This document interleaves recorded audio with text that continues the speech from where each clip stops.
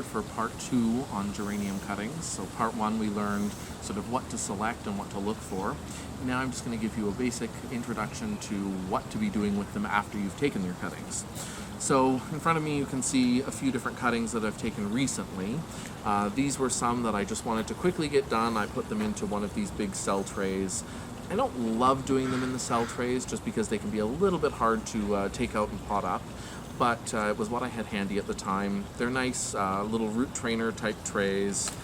They've got the little ridges going down each cell to stop the roots from spiraling too much.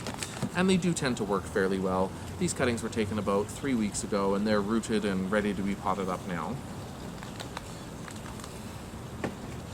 Also got some that were recently done just into 2 1/4 inch pots. They're about a week behind the others. And these ones were just tucked into these because I was going to be rooting them on under a lighting system. So they're in a fairly warm area that can dry out fairly quickly. So I wanted them to have a little bit more room for each cutting. You can see here on this one, I unfortunately didn't take quite enough foliage off when I was getting started. And if before the cuttings have rooted you start losing any of the bigger leaves, you probably should have taken a couple more off and you can just remove them at the time. Now, on to sort of preparing the cuttings. I have some that are already done and ready to go, and just a couple to show you. So in this instance, we need to balance out the plant's need for photosynthesis and reduce its water loss in the long run. So what we're going to be doing is taking off some leaves. They just pop off with a downward tug. Taking off any flowers. These can go in a vase if you like. Checking closely. In this instance, there are some flower buds forming here, so you just want to gently pull them away or pinch them right off. And I tend to like to be left with a plant with somewhere between 2 and 5 leaves, just depending on how strong and sturdy the plant seems. If it's really soft, lush growth, I'll usually take it down to just 1 or 2. And if it's fairly sturdy, like this one is, definitely 3 and up to 5. You know that you're leaving too many, as I said, if they start yellowing off really prematurely as you're trying to root them. So that cutting's all ready to go. Also just sliding your fingers along to remove any little stipules that are left behind, those little bracts that are along the edges there.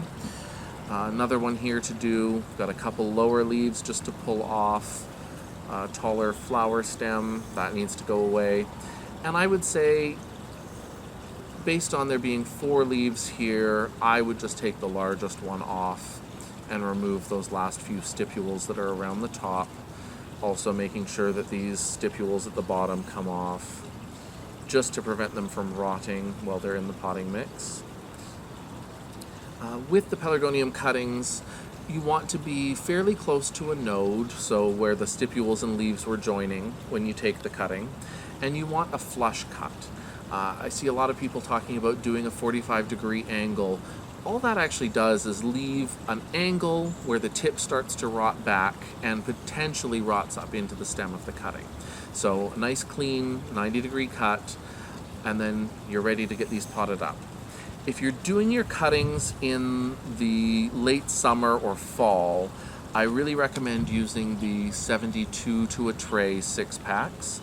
These are just big enough to keep enough moisture in with them, but not so big that they'll rot away and have too much moisture when the temperatures are dropping and the humidity's higher.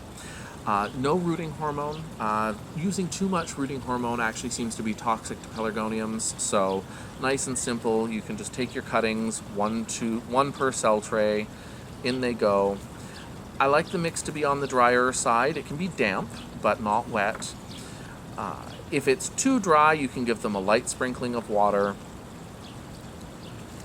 And I usually don't tend to give them any more water for a week to 10 days. If you keep them too wet, they quickly rot away. If you keep them on the dry side, they form roots to try and find some water.